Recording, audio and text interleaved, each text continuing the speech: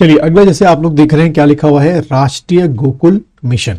ठीक है, तो इसको पहले आप लोग हेडिंग डाल लीजिएगा, राष्ट्रीय गोकुल मिशन।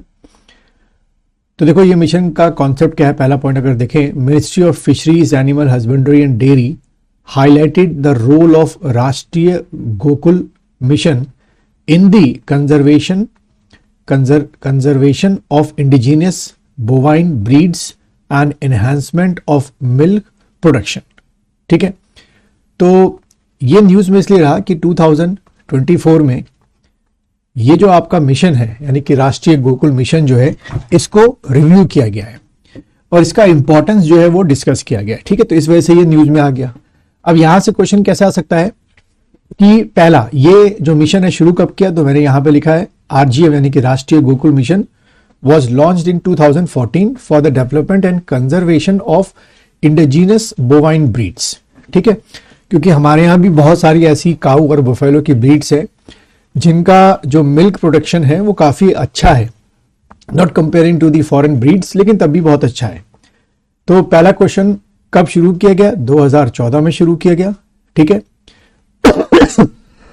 और दूसरा क्वेश्चन क्या आ सकता है कि इसका मेन जो ऑब्जेक्टिव है राष्ट्रीय गोकुल मिशन का वो क्या है, the conservation of indigenous bovine breeds. Then इसके बारे में और क्या लिखा है, the mission continues as a part of Rashtriya Pashudhan Vikas Yojana for the period of 21 to 26 with a budget of 2400 crore. ठीक है, तो ये आपका दूसरा क्वेश्चन बन सकता है कि राष्ट्रीय गोकुल मिशन जो है किसका पार्ट है, तो आपने टिक करके आना है राष्ट्रीय पशुधन विकास योजना का। ठीक है, तो इसको लिख दो एक पॉइंट बना के कि राष्ट्रीय Gokul mission is a part of Rashtriya Pashudhan Vikas योजना and the tenure of this mission जो है वो जो ये राष्ट्रीय पशुधन विकास योजना है उसका अगर पूछ लें 21 to 26 एंड टोटल बजट आपका 2400 crore. Then Rashtriya Gokul mission aim to boost bovine productivity, promoting high quality breeding, strengthening artificial insemination service. ठीक है, then promote establishment of multipurpose artificial insemination technique in the rural areas. ठीक, और इसी के context में एक आप ये भी पढ़ लीजिए, ई पशु हाट, ये क्या है, एंड नकुल प्रजन बाजार, and E market portal connecting breeders and farmers. ठीक है, तो ये भी गवर्नमेंट ऑफ इंडिया ने आपका शुरू किया है। उसके बाद अगला रहा आपका री इम्पोजिशन ऑफ AFSPA इन मणिपुर। तो पहली बात तो AFSPA क्या होता है, arm force special power act. ठीक है, दोबारा से मणिपुर में ये इम्पोज किया गया है in 6 police station area of Manipur due to volatile security situation. ठीक, तो क्वेश्चन कैसे बन सकता है कि इन 2024 आपके किस नॉर्थ ईस्ट के स्टेट में दोबारा से जो आपका ये है क्या कहते हैं AFSPA वो इम्पोज किया गया है, तो आपने टिक करके आना है मणिपुर में। दूसरा, Manipur has been under AFSPA since 1980। अभी कुछ टाइम के लिए हटाया गया था कुछ इलाकों से, कुछ रीजन से, देन दोबारा इस पर क्या किया गया है, इम्पोज किया गया है। ऑन 15 अगस्त 1942, अगर मैं इसकी हिस्ट्री की बात करूं थोड़ी बहुत, British issued arm force special power ordinance to suppress quit India movement which led to ordinance for Assam disturbed area 1947। Now, एक और चीज जो आपके एग्जाम में आ सकता है, currently AFSPA is effective in parts of Nagaland। ठीक है, एक तो आपका ये हो गया, देन आसाम, मणिपुर एंड अरुणाचल प्रदेश। तो नॉर्थ ईस्ट के 4 स्टेटों में अभी आपका कुछ कुछ रीजन पे जो कि माना जाता है कि डिस्टर्ब रीजन है, वहां पे AFSPA दे रखा है, जिसमें डिफेंस फोर्सेस को बहुत सारी पावर्स जो है वो दे रखी है।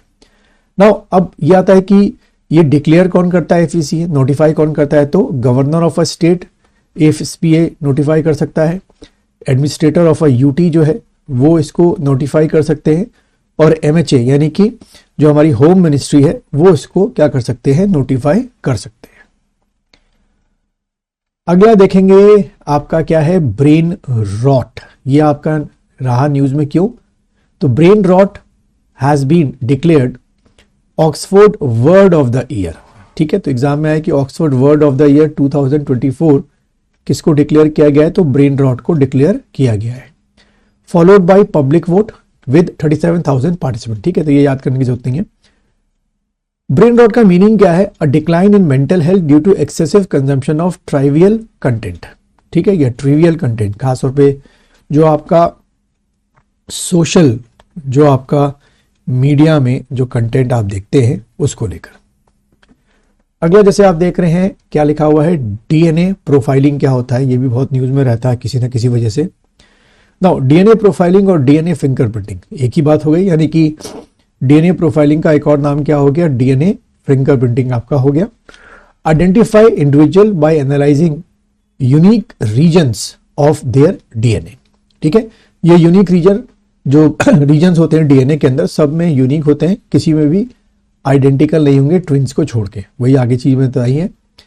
जैसे कि यहां से हमारे कितने क्रोमोसोम्स आपके होते हैं, तो 23 पेयर ऑफ क्रोमोसोम्स होते हैं, ध्यान रखना 23 पेयर ऑफ क्रोमोसोम्स। ठीक है, इसमें भी आपके 22 जो होते हैं उनको हम लोग बोलते हैं ऑटोसोम, और 23rd पेयर जो होता है वो हमारा क्या होता है, सेक्स क्रोमोसोम होता है। ठीक है, और ये सेक्स क्रोमोसोम में भी अगर फीमेल है तो एक्स और एक्स, और अगर मेल है तो एक्स और वाई आपका होता है। ठीक है, which are inherited equally from both parents, half of आते हैं। ठीक है, और जिसमें क्या होता है, सीक्वेंस ऑफ न्यूक्लियोटाइड होता है, adenine, guanine, thymine and cytosine. ठीक है, एक प्रॉपर क्या होता है, ध्यान रखना, सीक्वेंस होता है। फिर अगर अगला पॉइंट देखो, ह्यूमन डीएनए इज 99.9% आइडेंटिकल। ठीक, तभी हम एक ह्यूमन एक जैसे काफी कुछ दिखते हैं, या हमें सारे ऑर्गन एक जैसे हैं, तरीका एक जैसा है। रिमेनिंग ओनली 0.1% यूनिक सीक्वेंस, जिसकी हम लोग बात कर रहे थे कि यूनिक सीक्वेंस क्या है, called short tandem repeats, STR बोलते हैं, which are crucial for forensic investigation. तो डीएनए प्रोफाइलिंग में या डीएनए फिंगरप्रिंटिंग में ये जो आपका एसटीआर होता है, शॉर्ट टेंडेम रिपीट्स जो होते हैं, इन्हीं से आइडेंटिफाई किया जाता है। लेकिन यहां पे क्या बात बोली गई है कि DNA fingerprinting focus on specific region called genetic markers with STR being the preferred marker due to their variability among individual except monozygote twins, यानी कि आइडेंटिकल ट्विंस में ये सेम आपको मिलेंगे। देन उसके बाद इलेक्शन कमीशन जो है वो न्यूज में रहा अभी हाल में, क्या कि election commission of India has pushed the maximum limit per poll station from 1200 and 1400 to 1500 voters. कि अभी नई आपकी इनकी गाइडलाइंस आई है कि एक पोलिंग स्टेशन में मैक्सिमम कितने वोटर्स हो सकते हैं एक पोलिंग स्टेशन में। तो नई गाइडलाइंस आई है कि भाई 1500 जो है, ठीक है, वो आपके पोलिंग स्टेशन सॉरी वोटर हो सकते हैं। बट इसके अगेंस्ट में कई लोग सुप्रीम कोर्ट चले गए। उसके पीछे लॉजिक ये दी गई है कि a voter take around 90 second to cast their vote. ठीक है, एक वोटर को एवरेज 90 सेकेंड लगता है। Now allowing 45 voter per hour, अगर आप 45 वोटर भी एक घंटे में देते हैं, ठीक है, जब ये एक हिसाब से चलते हैं क्योंकि उसमें उनकी आइडेंटिफिकेशन, सिग्नेचर, थंब इंप्रेशन है ना, बहुत सारी चीजें। ओवर 11 आवर जो हमारा होता है polling can accommodate only 495 voters. ठीक है, तो उस हालत में आप 1500 वोटर्स कैसे दे देंगे? तो ये बात बोली गई। इसी पे क्या किया गया है, सुप्रीम कोर्ट में इस नए इलेक्शन कमीशन के डिसीजन को चैलेंज किया गया है। A polling station should be located, जो नियम है according to representation of people act 1951, typically not more than 2 kilometre to vote with exception for specially populated hilly और फॉरेस्ट एरिया। शायद इसीलिए इलेक्शन कमीशन ने 1500 वोटर्स बढ़ा दिए।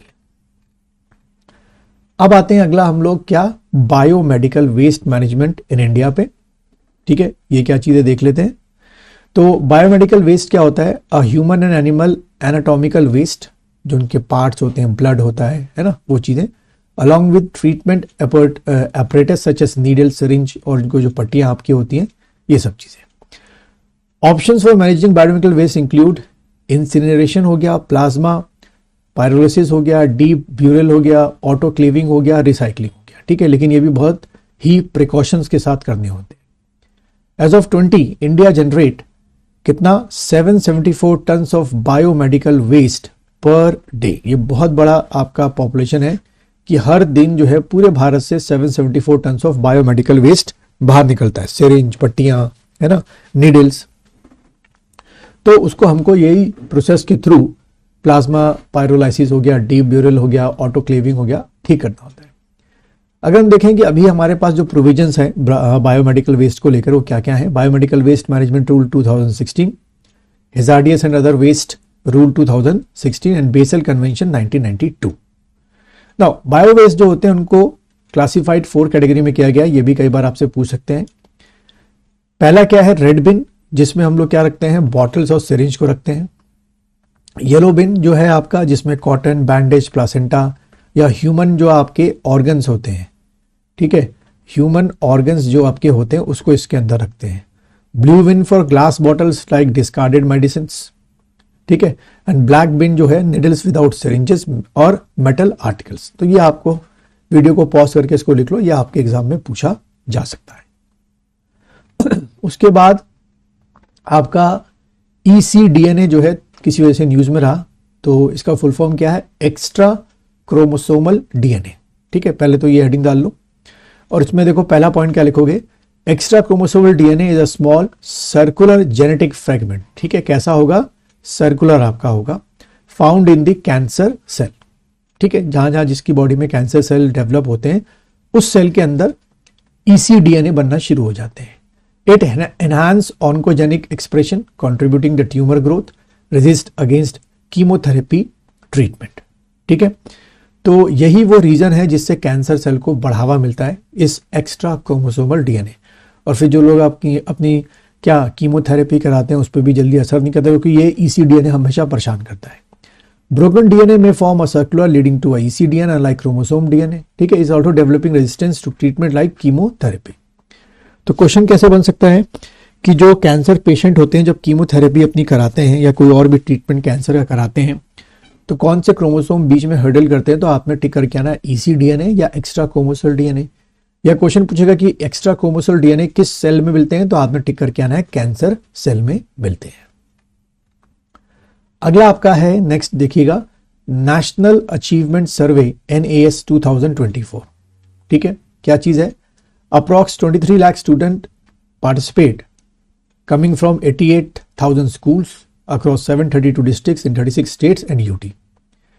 The survey will assist students, इसमें क्या करेंगे, ये जो आपका NAS है, नेशनल अचीवमेंट सर्वे में, कि आपके क्या access students 3, 6 and 9 subject to include language, mathematics, science, social and the world around us, यानी कि एक तरीके का GK आपका हो गया, ठीक है, उसकी आपकी ये स्टडी करेंगे।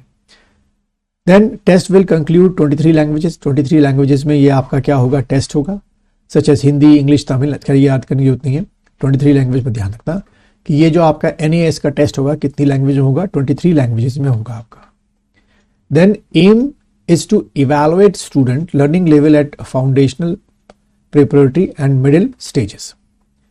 The CBSE will administrate the test, ठीक है, CBSE इसकी क्या करेगा, टेस्ट को एडमिनिस्ट्रेट करेगा।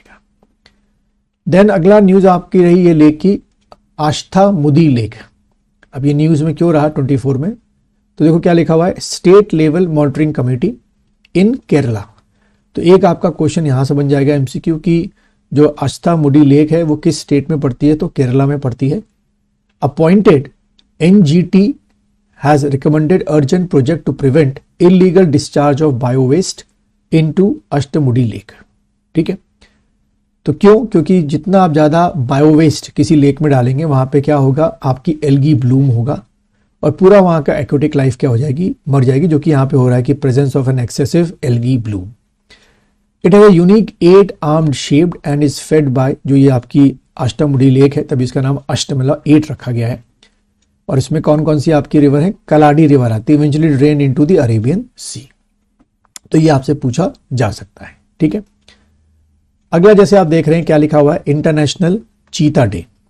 तो 4 दिसंबर जो है वो कैसे हम करते हैं मार्क्ड एज इंटरनेशनल चीता डे सिंस 2010, ठीक है। पहला क्वेश्चन तो ये आ सकता है कि इंटरनेशनल चीता डे जो है कब होता है, 4 दिसंबर को होता है, कब से करते हैं, 2010 से करते हैं।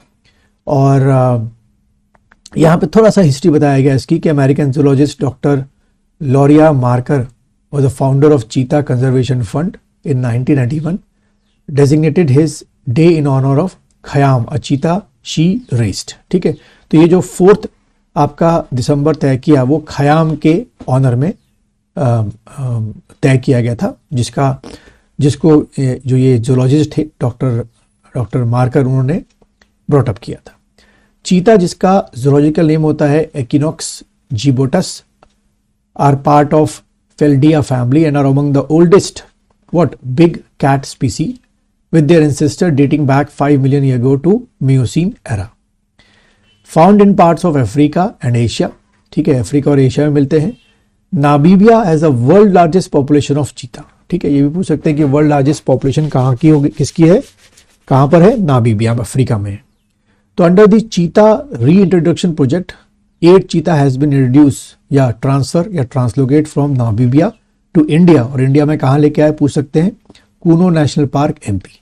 ठीक है, और हमारे यहाँ से चीता जो है ये एक्सटिंक्ट कब हुआ था, तो माना जाता है ऑफिशियली तौर पे 1952 जो है वो आपको टिक करके आना है.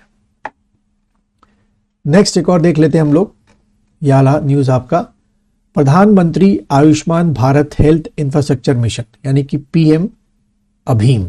ठीक है, इसको वीडियो को पॉज करके पूरा फुल फॉर्म लिख लो, PMABHIM यानी कि प्रधानमंत्री आयुष्मान भारत हेल्थ इंफ्रास्ट्रक्चर. ठीक है, आयुष्मान कार्ड आप लोग को पता होगा, बनवाया भी होगा. क्या है, तो ये जो है आपका क्या है, यहां से देख लेते हैं. इन 21 पीएम आत्मनिर्भर Swasthya Bharat Yojana scheme renamed as PM Ayushman Bharat health infrastructure mission. ठीक है, तो यहां से एक आपका MCQ क्वेश्चन बन जाएगा. पहला क्वेश्चन कि PM Ayushman Bharat health infrastructure का पहले नाम क्या था, तो प्राइम मिनिस्टर आत्मनिर्भर स्वास्थ्य भारत योजना इसका नाम था.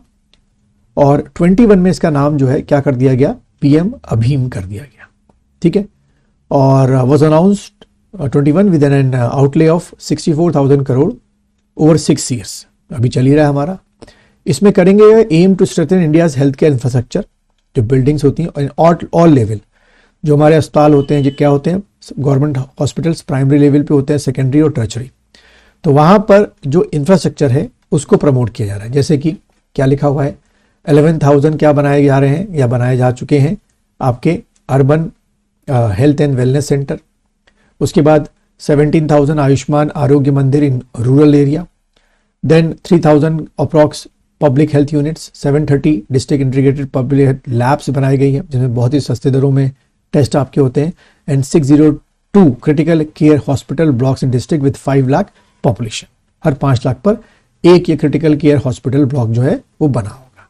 तो अच्छी योजना है, इसमें से 1-2 क्वेश्चन बन सकते हैं. नेक्स्ट आपका है एक्सियोम 4 मिशन. ये न्यूज में रहा. 24 में क्या है, a private space flight to ISS operated by Axiom Space. ये आपकी क्या है, US बेस्ड वो है, कंपनी है, using a SpaceX crew dragon spacecraft. अब न्यूज में क्यों रहा, हमारे इसरो ने क्या किया, ISRO announce that 2 Indian astronauts. अब ये 2 इंडियन एस्ट्रोनॉट्स कौन से हैं, group captain Shubhanshu Shukla and आपके प्रसानथ बालकृष्णन नायर. ठीक है, एस्ट्रोनॉट जो है वो सिलेक्ट किए गए एक्सियोम 4 मिशन में. ये लोग क्या करेंगे, इंटरनेशनल स्पेस स्टेशन में जाएंगे एक स्पेस की एक्सपीरियंस लेने के लिए. ठीक है, और ये सब हमारे जब पीएम गए थे अभी US में, तो एक जॉइंट डिक्लेरेशन हुआ था जिसमें वो हमारी मदद कर रहे हैं. यहीं पे ISS के बारे में थोड़ा सा डाटा मैंने लिखा है कि is a large permanently crewed laboratory orbiting Earth at an altitude of 400 kilometre. पूछ सकता है कितने किलोमीटर पे, 400 किलोमीटर पे. This ISS is a collaborative effort involving 15 countries and 5 space station. तो वो 5 स्पेस स्टेशन के नाम, एजेंसी सॉरी, तो कौन कौन सी हो गई, नासा यानी कि USA की हो गई, रोस्कोमॉस यानी कि रशिया की हो गई, यूरोपियन स्पेस एजेंसी यूरोप की हो गई, जेक्सा आपकी किसकी हो गई, जापान की होगी, और कैनेडियन स्पेस स्टेशन. ISS की एक और खासियत क्या है कि 400 किलोमीटर के एल्टीट्यूड पे, जैसे मैंने अभी बताया था, एल्टीट्यूड कितना हो गया, 400 किलोमीटर, तो वो विद इन 24 आवर अर्थ के 16 टाइम्स जो है वो चक्कर लगाता है. यानी कि अगर आप ISS में हैं एज ए एस्ट्रोनॉट के तौर पे, तो आप विद इन 24 आवर 16 टाइम्स क्या देखेंगे, सनराइज देखेंगे या सनसेट देखेंगे, क्योंकि इतनी जल्दी जल्दी आप लोग क्या हो रहे होंगे, इसके चारों ओर घूम रहे हो.